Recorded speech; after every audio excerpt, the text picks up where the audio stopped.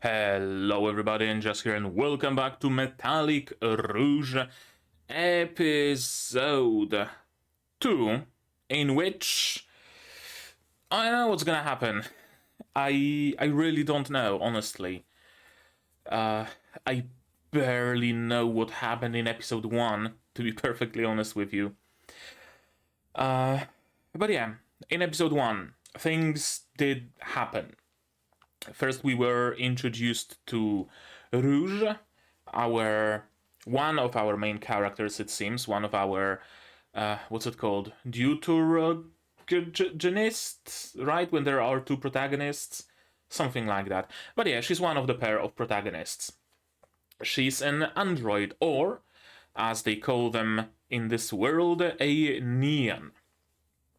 And she has a partner whose name is Naomi.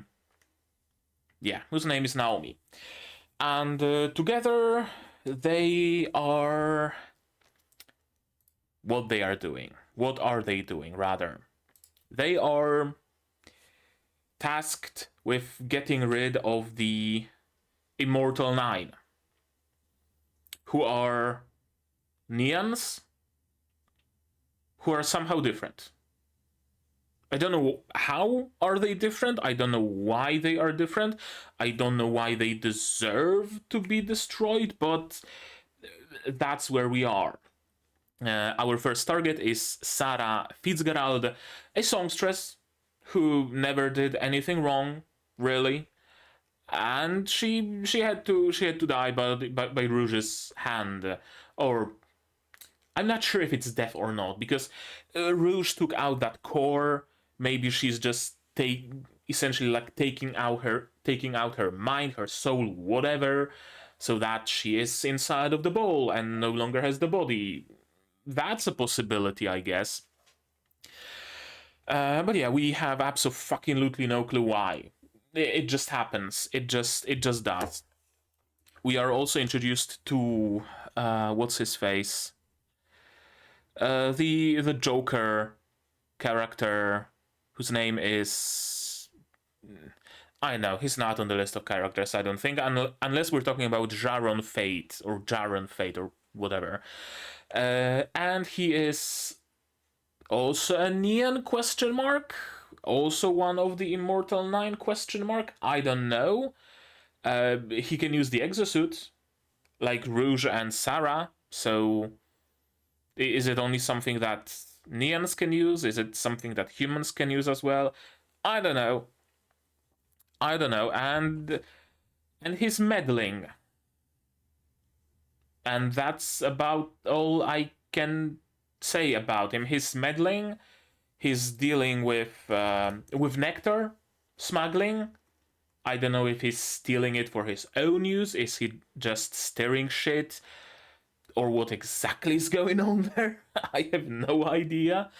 But yeah, nectar is something that the neons need to function, need to work, need to live. And humans just get a nice little kick out of it. It's just a drug for humans. And that's also something that is and exists in this world, and is a source of conflict, of course.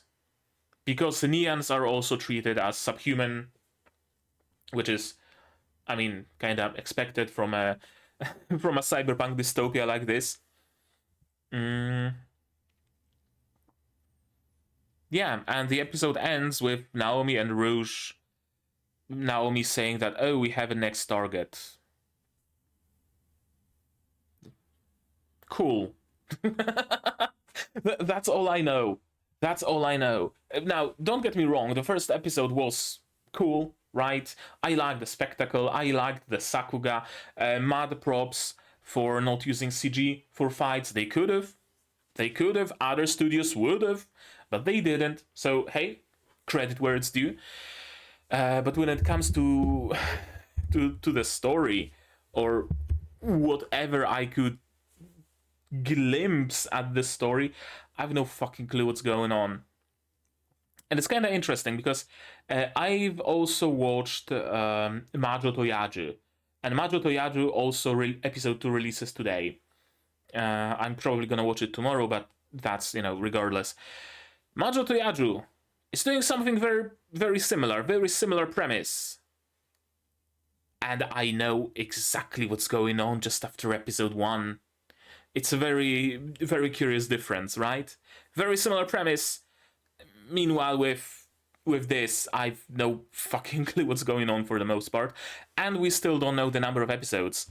So, sure, that's also something to, I guess, take account of. Whether it's 12 or 24, right? If it's 24 episodes, then they can take their time, but also preferably not too long, because I might just not care after 3 episodes of not knowing shit. If it's 12, then there's a chance they're gonna speed it up a little. I don't know, man. I know. I have no fucking clue. What's gonna happen in today's episode? Maybe we're gonna go after another of the Immortal 9? That would be a safe assumption. I have no clue. I legit have no idea. I have no idea what happened. I have no idea what will happen. I guess let's just witness it, right? Let's just see for ourselves. And to do that, you will need your subs, of course, to follow along with me. I'm gonna need my sound to hear what's going on in the show, and I'm gonna have to ask for your support. Support the channel if you want monetarily on Patreon or YouTube down below, or not. Share my content, spread the word, it costs you nothing and helps a lot. And with that, we can start watching episode 2 of Metallic Rouge in 3, 2, 1, go!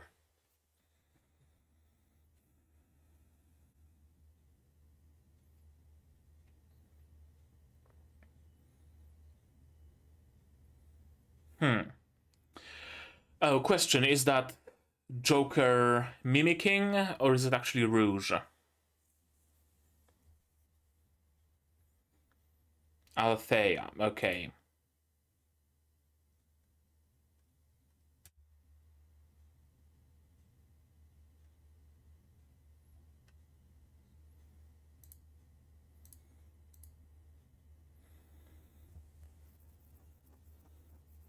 My screen was flickering, maybe this will fix it.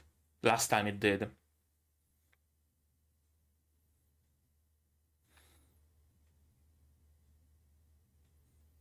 Of course, the grizzled alcoholic detective taking up the case that he wasn't supposed to take.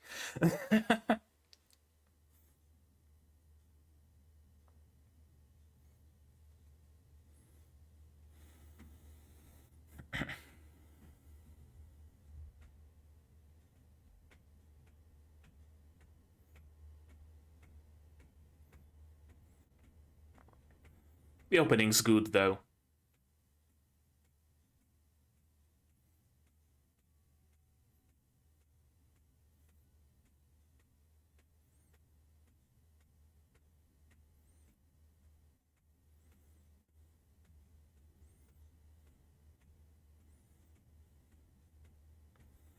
Yeah, there's that weird bowl that, again, I assume contains the soul slash mind slash whatever of the Neon.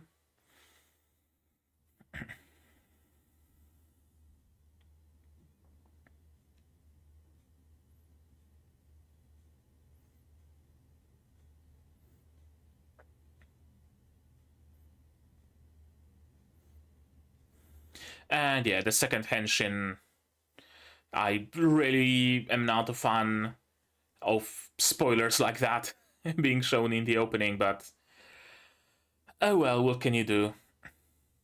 The original audience, let's just say, doesn't seem to care about spoilers in openings, so it's just gonna be a thing.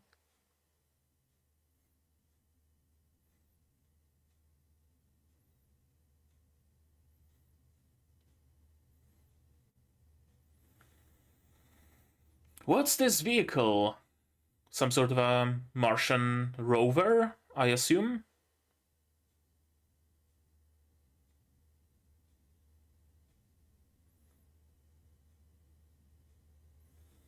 Who gets the window seat?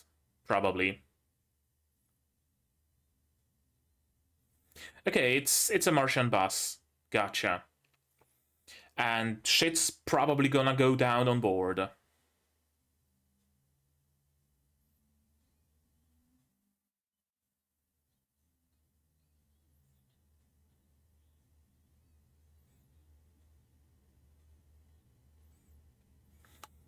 Yeah, that's a very good question. Okay, why is it here? Great War, okay.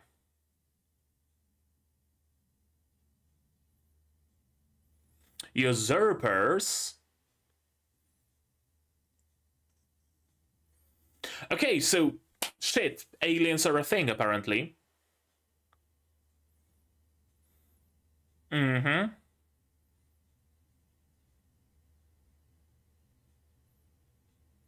Okay, it was mentioned in a previous episode, but it wasn't fully clear.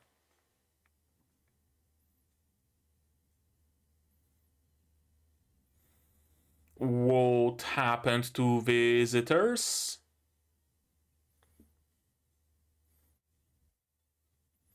Is that Nians? Have the visitors been...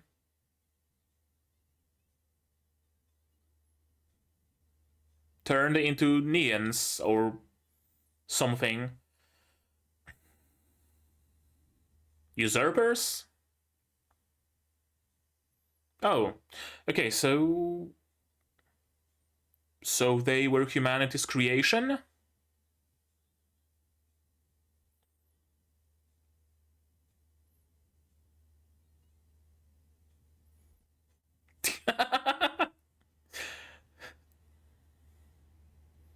Yee-ho to you too, my dude.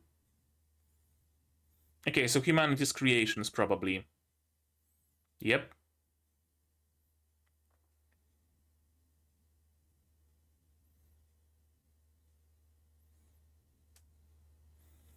Can't kill humans, but can kill usurpers.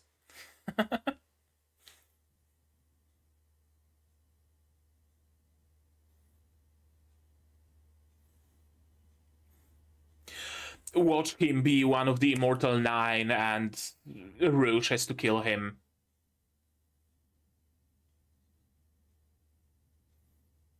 Or watch the transport be attacked.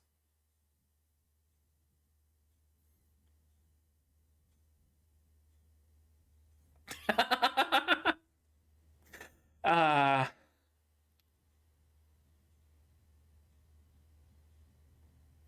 who are you?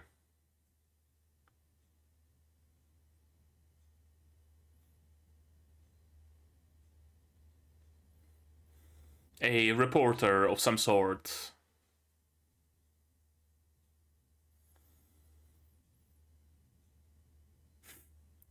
And she probably also, you know, learns the details about their missions because she's the handler after all.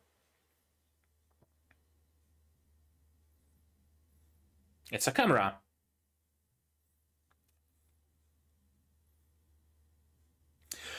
Oh, like the old school camera with like a film and stuff, or not that old school. Mm-hmm. Combat, so there's still fighting on Mars?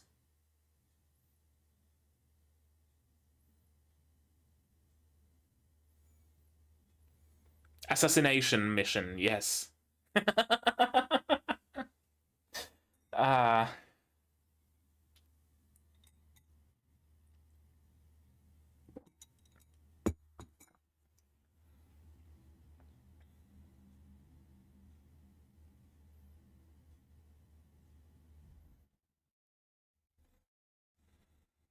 and if you're a neon lady, you're gonna die by Rouge's hands.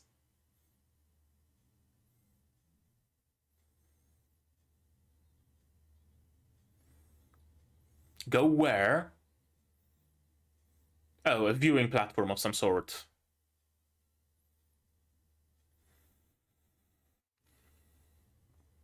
Is there atmosphere on Mars yet, or are we wearing spacesuits?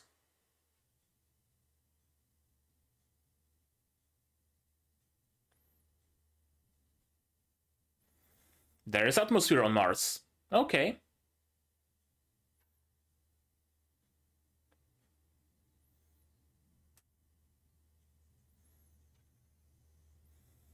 Just... I was about to say, don't drop the fucking camera. Yeah. You probably should be wearing like a neck strap. Especially when on deck.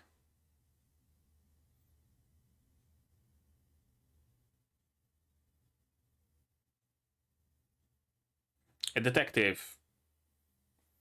The popped collar just kind of gives it away.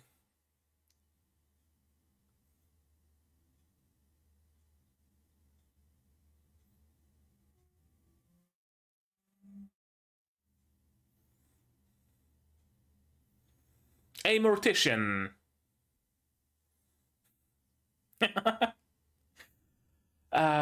Yeah, probably a detective of some sort. And a raid. Bandits? Usurpers? Or a PMC?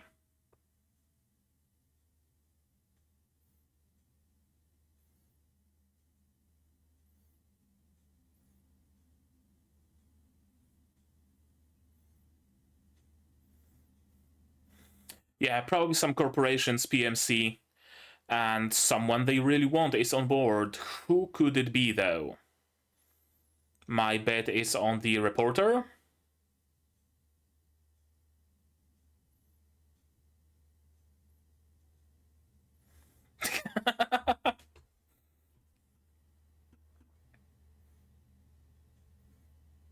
Oh, Rouge. Why is she wanted exactly?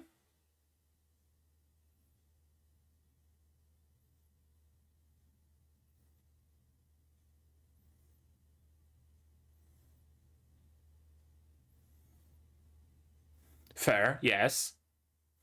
Yes, exactly.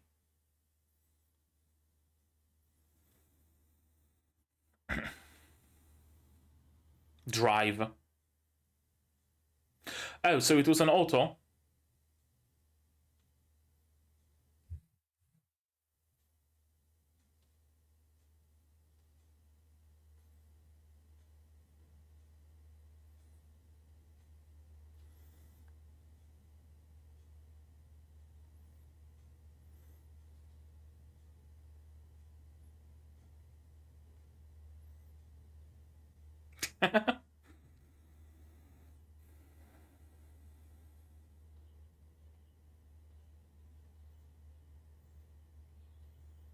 Easy. I love the trope of a badass granny.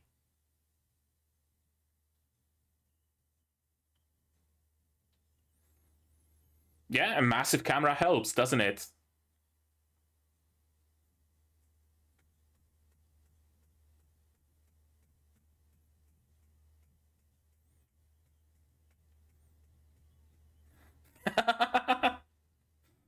I love this trope.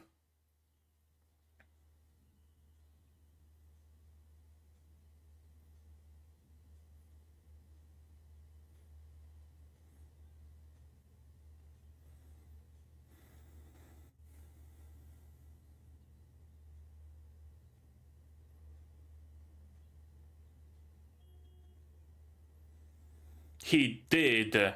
He got shot, actually.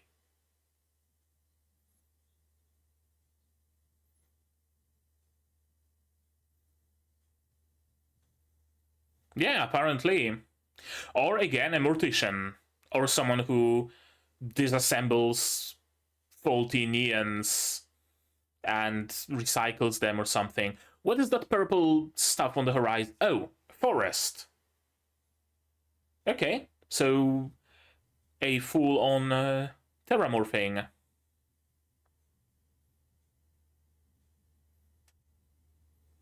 Well, tough shit.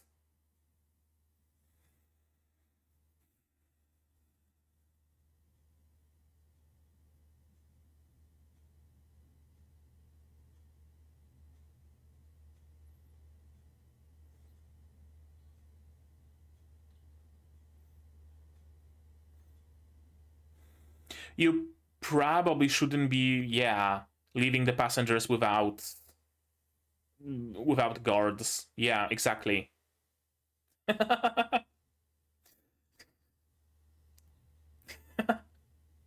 Okay, I'm glad we're getting just, you know, a little bit of comedy at least. Sons of Ares. And who are they? Okay, yeah. Okay, so just regular mercs.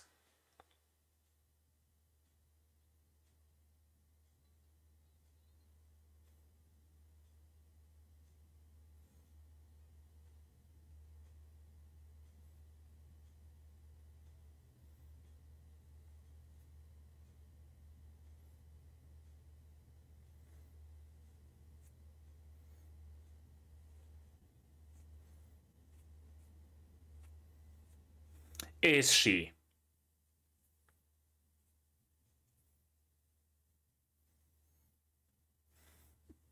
To a degree, I guess.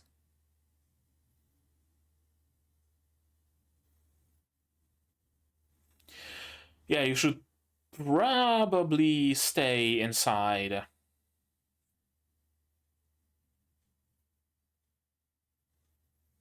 We should probably not be splitting up any more than we already have. Skeleton.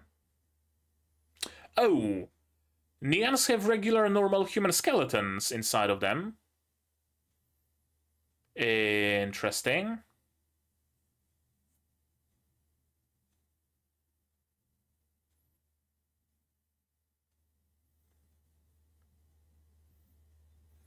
That's a big-ass robot.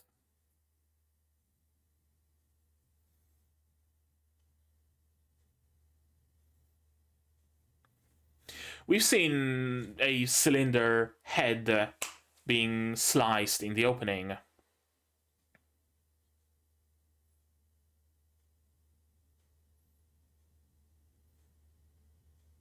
Wait, who are you? I don't remember you from the bus, yeah?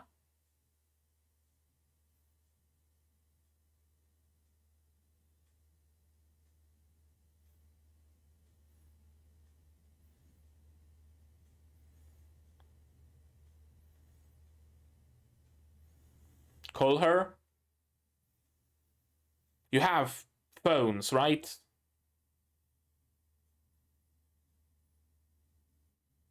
And it's... Of course. Run! Run, you stupid kid! Oh. Okay, don't run! Don't run, then.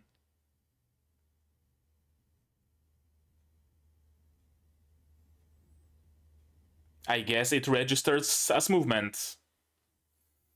So they are autonomous? I thought they're like, you know, manned war machines. Like, you know, usurper tanks, essentially. But no, they are autonomous. Oh, Sons of Ares are here. Okay.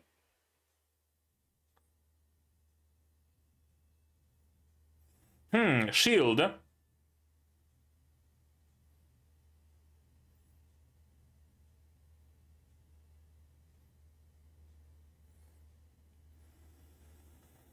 I guess they don't have phones.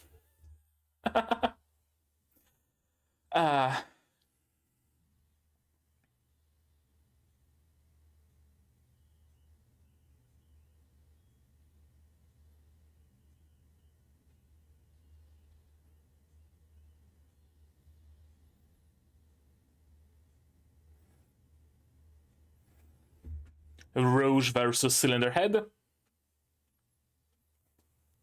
Henshin! Great music, by the way.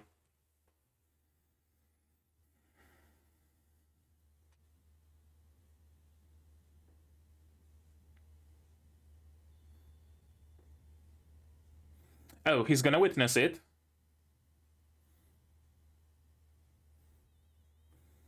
Do we need to get rid of witnesses? Hopefully not.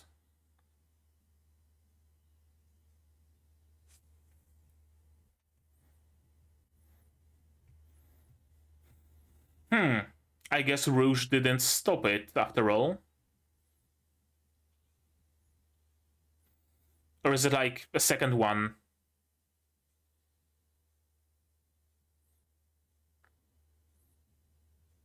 Oh, there's more of them. Gotcha.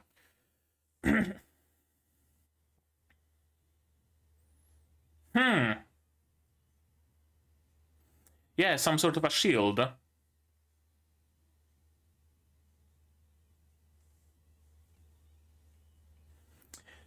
The music kinda slaps. I love the chorus. I have no fucking clue what they're singing, but I love it.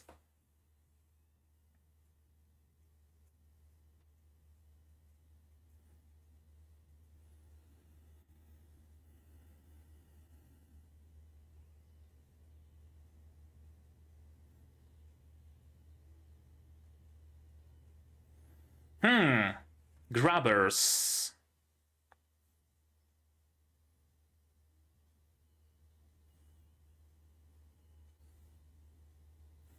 Also glowing for some reason. That's a cool shot.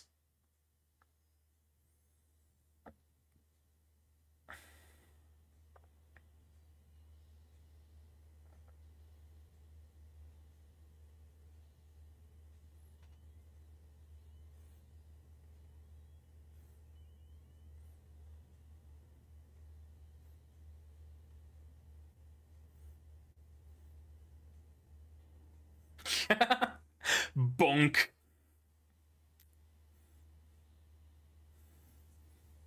Okay, I guess they have a fusion reactor on board or something for an explosion like that to happen.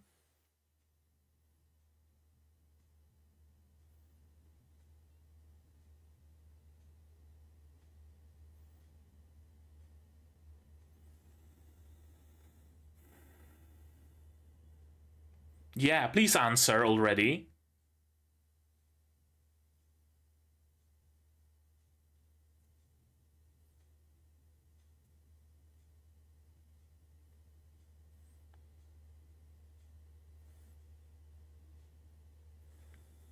Oh, I guess nobody's gonna question how did she even survive.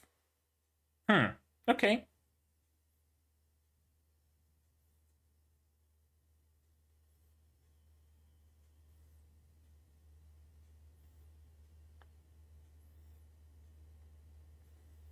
Hmm.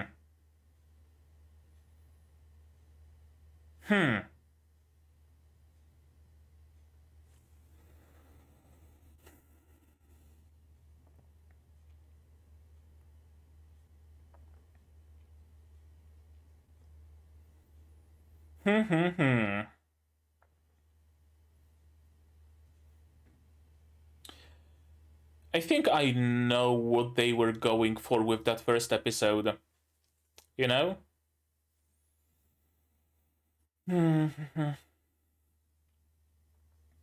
It was kind of sort of like they sometimes do with like first scenes of the first episode, right?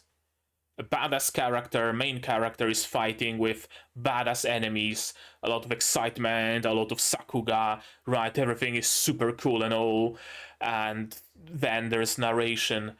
But everything started 10 years ago, and that's when the actual show starts, right? It's something to grab your attention, to make you interested, it's a hook.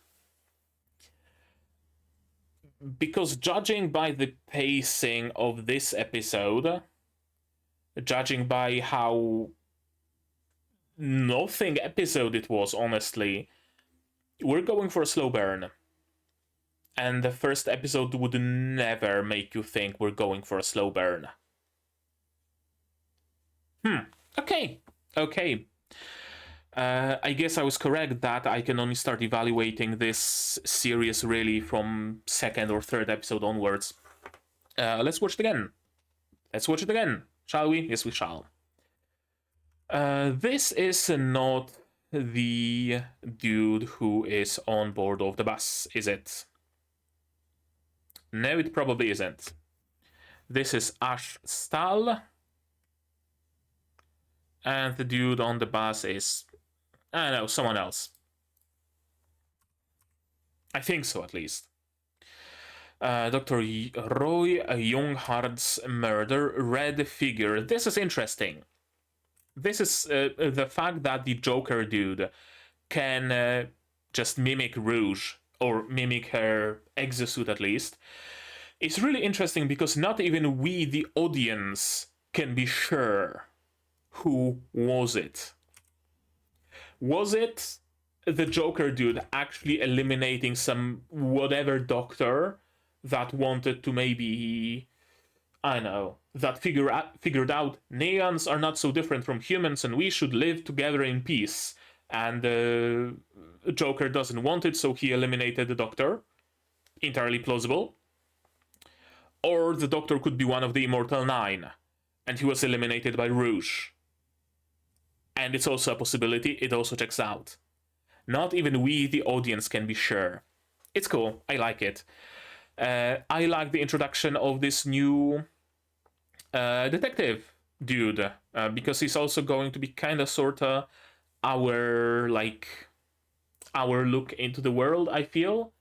Because just as we, the audience, or at least I, am trying to piece things together, trying to figure things out, he's going to be that sort of proxy to us, right?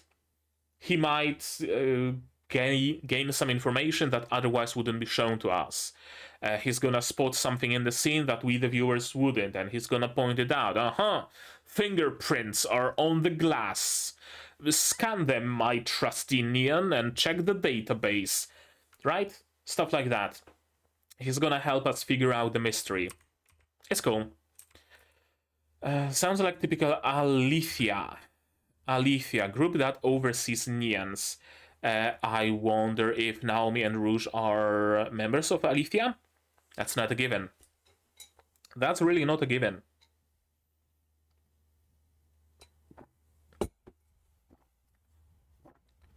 Sorry, Alethea, not Alethea. They say the victim was human, but there's a chance the victim was Neon, so there's a chance that it actually was Rouge. And we're going to Mars. Video appears to become distorted in the vicinity. Interesting technology. And we have seen this one at the end of the previous episode. Oh, and I forgot that we've seen this dude in the terminal. And he's looking at Rouge and at Naomi. I don't know if he just is looking at them or is he looking at them because of reasons. I don't know, we'll see. How did he get there? How did he chase after the bus? Apparently, I don't know. We don't know. Maybe he's a stowaway underneath the chassis or something. If so, he would have to be a Neon to withstand that, I would assume. I don't know. I don't know. And we are introduced to a cast of what I assume might eventually turn out into a closed room murder. I'm really getting the vibes of a closed room murder plotline, right? We have husband and wife going for vacation. We have two children with their grandmother. We have a businessman. We have the two main characters of ours, right? We have the reporter. We have a mysterious figure on a cruise ship. And something gets stolen or someone dies and the perpetrator is someone in the room. I'm really getting those vibes. I guess this episode was mostly world-building episode. That's kind of the vibe I'm getting here. Vostok class, second class armored space defense craft, a battleship. Fighting intense battles against the usurpers. Friendly aliens came, they were the visitors. After that, usurpers came and attacked humanity. What happened to visitors? That's a very good question, isn't it? What the fuck happened to visitors? They were friendly to humanity. Unless the usurpers succeeded in killing every single one of the visitors, then they should still be around, shouldn't they? Shouldn't they? Let's see. Neons are actually connected to the aliens. That was the first theory I ever had. Let's say Neons are visitors, right? Visitors, or alternatively, they could be the usurpers. Another question: where are the visitors? That's a mystery, isn't it? Maybe they live in essentially, whatchamacallit, like reserves. They have their own planet.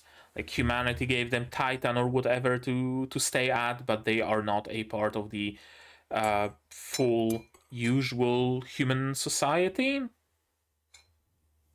Possible. I don't know. We don't know enough. Humans and usurpers never came to an understanding. Yeah. Weapons used to fight the usurpers. Missiles, no. Neons. Neons were apparently humanity's weapon against the usurpers. Question: are neons actually humanity's creation? Or are they visitors turned into subservient machines? Are they machines? Something interesting I noticed, kind of a running thing. Neons have very pale skin, as if there was no blood coursing through it. Are we 40K'ing right now and the neons are human corpses brought back to life with technology? They have human skeletons on the inside, not metallic, it seems. Like, sure, the skeleton has those, like, glowy lines on them, but it doesn't seem fully artificial. Neons are reanimated human corpses. We know exactly nothing about them. Asimov rules, yeah. He used to be a soldier and he was fighting the war against the usurpers.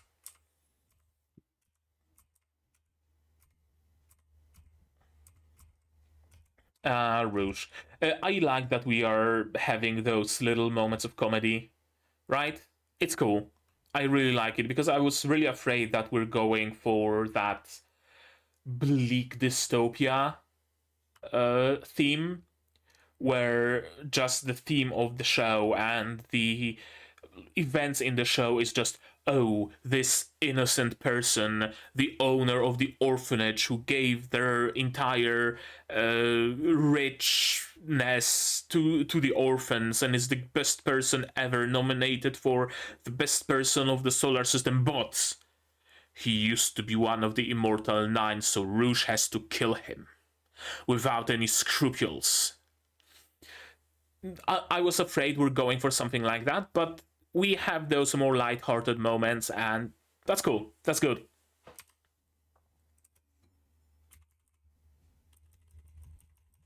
Also, the animation of her eating is done once. No. 1 2 1 2 1 2 1 2 1 2 1 2 1 2 1 2 1 2 1 2 1. Kind of looked like it was on ones, but no, it's on twos or threes.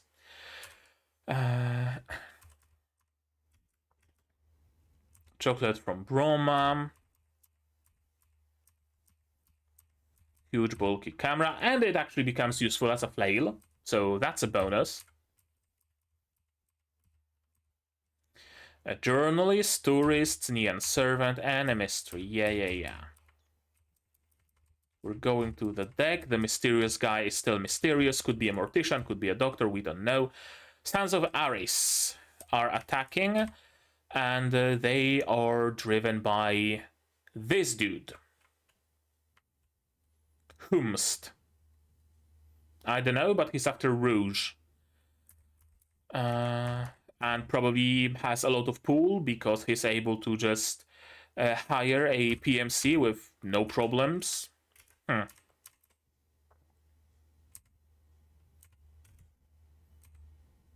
It just looks like a military transporter with a container slapped on top, slapped on the bed. And that container has been made to be a livable space for passengers. But it could just as well have been a fucking mortar or a rocket launcher or a radar or something of the description. I really like it. I really like this design. Also, it seems like on the sides it has like jets, like jump jets. It can jump like Mako from Mass Effect. Interesting. Cool. I like it. Also, I love this. Please follow the crew's instructions. Who? Mine? It's cool because it just kind of happens when technically or back in the days you needed specific knowledge to to be able to work at a specific position in a specific role, but the job has become so easy over the years that technically you should be able to do that, but nobody really cares. It's like, whatever. Sure, you just finished high school. This is go, this is stop, this button is autopilot, that's all you need to know. And they just hired him because that's all he needs, realistically. Press the autopilot button.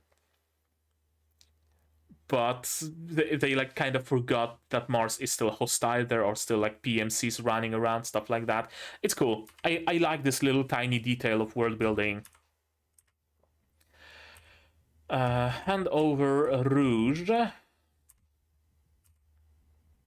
Yeah, I haven't driven one of these on my own in ages. Granny has, though. I love the trope of a badass granny. I love this little moment of 3 seconds. Thank you, Shisho.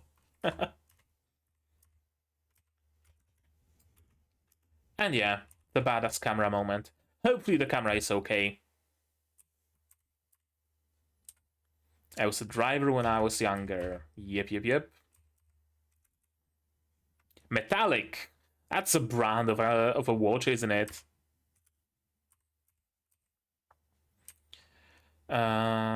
This is interesting. Can't you even protect your master, you useless piece of shit? Right? Like, when everything was fine, when everything was alright, he was like, oh no, my neon Huey. Huey would never. Huey is great. I love Huey. Huey is a godfather of our children, actually. Everybody loves Huey. And then when any setback happens, he got grazed and Huey took a bullet for him. He just completely switched gears, right? It really shows that on the surface, people might tolerate the neons, but ultimately they still treat neons like shit. Ultimately, they still do. Interesting. Again, world building piece.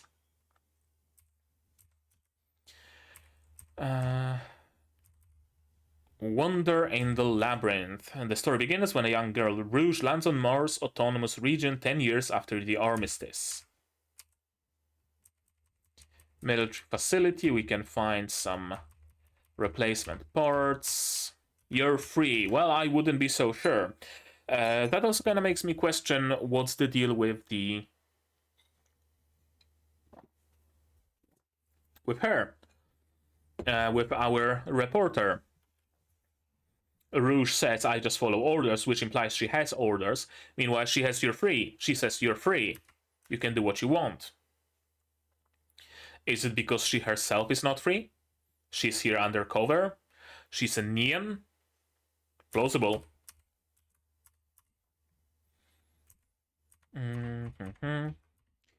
Yeah, neon skeleton that really just looks like a human skeleton, except with weird tattoos on the skull. Interesting. Interesting. Very interesting. Why does the doctor have nectar? That's a very good question. Does he just carry a drug around him? Or is he himself a neon? Cylinder head, one of the war machines. It's just scrap. It's dead too. Unless you touch the slide to unlock, then it apparently stops being a scrap heap and it just starts working. And reacts to flashing lights as well. Thankfully, they allowed us to get rid very easily of the Aris people. And we get a henshin. Very classic henshin, I wanna say. Right? By classic, I mean it's not a Symphogear henshin, I guess. Classic henshin being exactly right, like in... what was that show? I have the exact specific show in my head, in my mind. But I can't remember it. The henshin was like a gesture up, then gesture down, and it brought that ring of light down, and when the ring of light was passing, the costume started appearing, right? It's just a classic. That the costume, the henshin suit just appears, as compared to Symphogear, where individual elements just fly in, attach to the arm, move around, assemble, steam is released, cables just twist and turn, twist around the fingers, then solidify, then a screen appears on the phone. Right? You know what I mean. If you've seen Symphogear, you know what I mean. And if you haven't, fucking see it. Please, watch Symphogear. It's an amazing show. On one hand, sure, okay, classic, henshin, not bad. On the other, kind of a wasted opportunity. I'm not gonna lie. They're wearing this metallic suit, and I would really like for those bits and bobs to appear in, those pauldrons. Just a solid pauldron could appear, and then it could split open, and then the glow appears, or... it would be so cool. But alas, alas, alas. Music's great, though.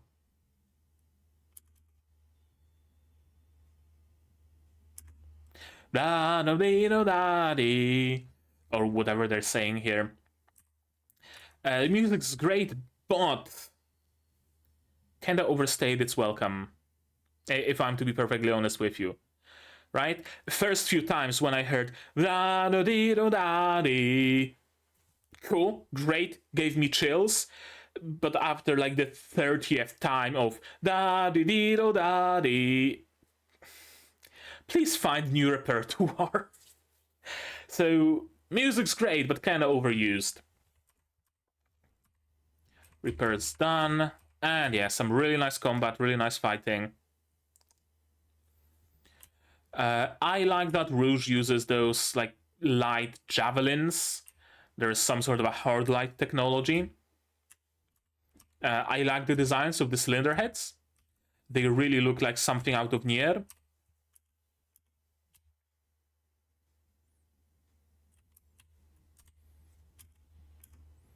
Yeah, they really look like something out of Nier.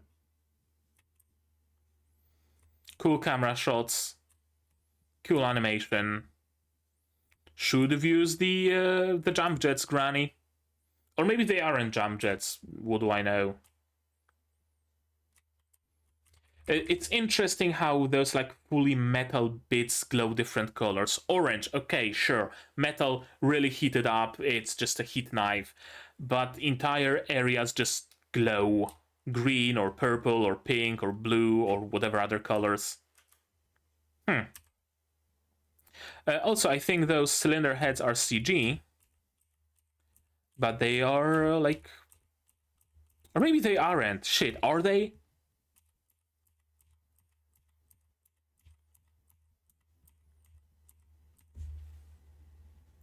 I'm not sure.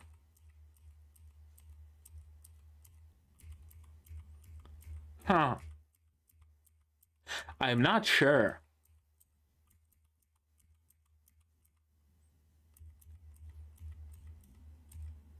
My instinct tells me they are. But the way they are animated tells me they aren't. They're animated on twos, first of all. That give away that something is CG, it's animated on ones. This is animated on twos. It keeps the three-color rule of anime art, where you have base color, highlight color, shadow color, and no gradients, no 7 different shadow colors, 13 different highlights, just 3 colors. It keeps to that. It slides between frames together with the camera, or rather together with the background, not together with the camera. It's seen almost like hovering on top of the background, which is so characteristic of this like cell animation, where you have a background as one big piece and then you slap the moving things on top. And usually you would use like cell, back in the days, cell, because cellophane. The background would be painted with watercolors or whatever, and the characters would be drawn on cellophane sheet. You place the character on top of the background, snap a photo of it or scan it, take it off, place another, snap a photo, take it off, place another, right? Nowadays, it's of course done digitally. You have the background as, you could say, the bottom layer in Photoshop, and the top layer is characters. And it's really giving me this like digital 2D cell kind of animation vibe, the way they're moving.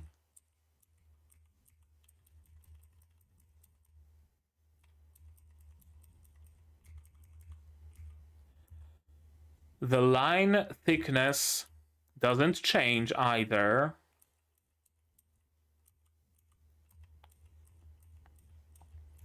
Shit, I don't know.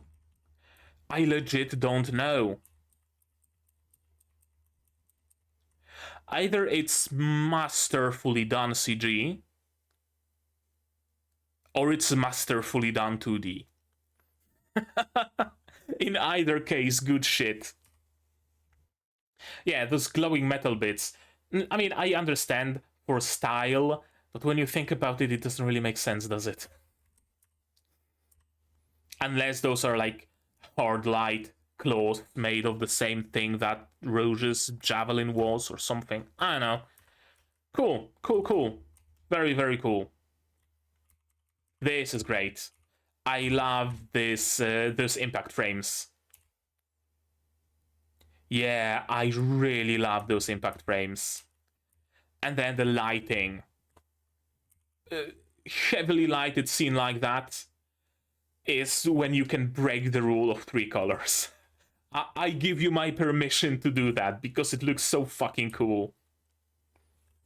It's a great scene. There is some great Sakuga here. For sure. And she just throws one robot at the other. I love this moment with this sound. Just a comedic bonk, isn't it? Shaman of being a body. And a big ass explosion. With the rock like progressively crumbling. I talked about it when watching Majo to Yajuu. There was a scene where windows were shattering like in a wave, top to bottom. In this case, it's rock crumbling, top to bottom. No, in Majo to Yajuu it was bottom to top, but whatever. I just really like the imagery of things crumbling or breaking or whatever in sequence. I don't know, I just like it. It's cool. It's cool. Really cool scene. Hopefully everybody's alive.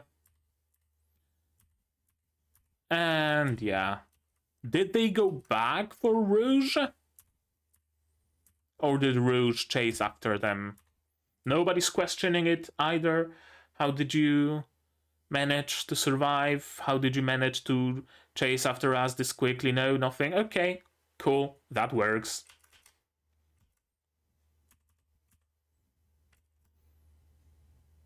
Oh, I was confused for a moment. I thought that in this scene she's just wearing her like one-piece black suit without any blouse underneath, and now she's wearing a blouse, but no, she was wearing a blouse all this time. It just kind of has the same color as her skin, so I just didn't notice it. I have an older brother. Interesting detail, isn't it? And the quarter-century bones. There we go. That was the episode. So, what can I say about this episode? World building. A lot of world building. We know now that the war machines are still around. They can still be dangerous. They can still be utilized, perhaps. Like, unknowingly and unwittingly, the cylinder heads were utilized to get rid of the Wings of Ares, for example, right? It's cool. It's cool because it's like additional potential tool for storytelling and for our characters to potentially use. So that's good. We learned a little bit about the history. We know that there was a war with aliens. We know that there are two alien races. There's the visitors and the usurpers. Usurpers, I assume, were chased away, so of course they're not going to hang around. They're not going to be here. What happened with the visitors? That's a very big... It's a very big question. Or is it? Or is it? Visitors are the neon funny balls. Who's to say the aliens had to be organic? Who's to say the aliens couldn't be just those balls with movement platforms, for example, quadrupedal or hexapedal or just floating movement platform with the ball inside that is the alien, and they can use those moving platforms to move around. They can connect themselves to the ships instead of pilot seats. They have slots for the balls, and you just insert yourself there and you just control the ship. The ship becomes part of your body. The ship becomes your body. Who's to say it's not something like that? And humans made them new bodies, neons, and visitors helped them get rid of the usurpers. Plausible? Certainly plausible. I guess I kind of got that idea because I'm reading a very cool book right now. Book. It hasn't been released again. I'm reading a lot of humanity fuck yeah genre of fiction recently, and it's mostly just being released on Reddit. Maybe someone makes an EPUB of it, or maybe posts on Royal Road. But yeah, I got an EPUB of Chrysalis, it's called. And the main character is essentially an human consciousness, not with any like particular specific body, just human consciousness, and he can transfer himself between machines and ships and stuff like that, and good shit. Who's to say it isn't the case? Someone is after Rouge. That's also interesting, because who would it be? I thought they were very Like, they were managing to be undercover, right? Nobody's seen them, nobody made the connection. Someone did. Someone knows Rouge and doesn't like that. Could be the Joker working through a proxy of some sort of a corporation. I don't know. I don't know. In general, certainly a world-building episode, a mood-setting episode, and I certainly liked it a little bit more than the first one, I think. And I now know why they did the first episode the way they did it. It was to show us a vertical slice of what this show is going to be and to give us an immediate hook. Because now I really feel like we are going for a slow burn. Because in this episode, all that really happened is someone is after Rouge. That's it. That's basically it, as far as the plot is concerned. We were introduced to a couple of new characters, sure. We are introduced to a new setting, sure. But as far as the plot goes, someone's after Rouge. So it wouldn't surprise me if we were in for the long haul of 24 episodes, 28 maybe, or maybe it's gonna be a weekly. Probably not. Not with this production quality. But yeah, it certainly gives me the vibes of a slow burn. And if this episode aired as the first one, I personally would be a little bit more... whatchamacallit? I would be a little bit more inclined to continue, right? This episode would really draw me in. First episode really made me uncertain. Second episode drew me in, absolutely. But I can also see that if someone gives a show only a single episode of a doubt, so to speak, they would probably be more drawn towards it with just the first episode, just the vertical slice, rather than seeing the second episode and a setup for a slow burn. I know, just my speculation. Just my speculation. We still don't know much. We still don't really know fucking anything. But I can tell that we are gonna be learning more about the world and about the characters as the time goes on. So I guess I'm a little bit less concerned. That's how I'm gonna say it. A little bit less concerned about the future of the show. I think I'm gonna like it. I'm liking it so far. Yeah. More episode 2s, fewer episode 1s. That's how I'm gonna say it, I guess. I guess that's gonna be it. Maybe you guys don't have something more to add about this episode, about my reaction, about my theories, stuff like that. Say so in the comments down below. All about it. I don't have to worry about spoilers, do I? There's no source material, it's anime original. But still, if you want to talk about this show in real time, my Discord is here. It's also in the description, open, free to everybody, so feel free to join it. Like this video if you did, subscribe to be notified of future videos, not only Metallic Rouge, but also Majo to Yajuu, Magia Record, Frieren, Shangri-La Frontier, Sasaki to Pichan, plenty others coming in the future. Click the bell to be notified of when I go live, because I do sometimes. Support the channel if you want monetarily on Patreon, linked down below, where for $10 a month you get early access to non-seasonal shows like Magia Record, and for just $1 you get a role on the Discord and a place in the credits. You can also support me directly on YouTube via memberships, super thanks, super chats, stuff like that.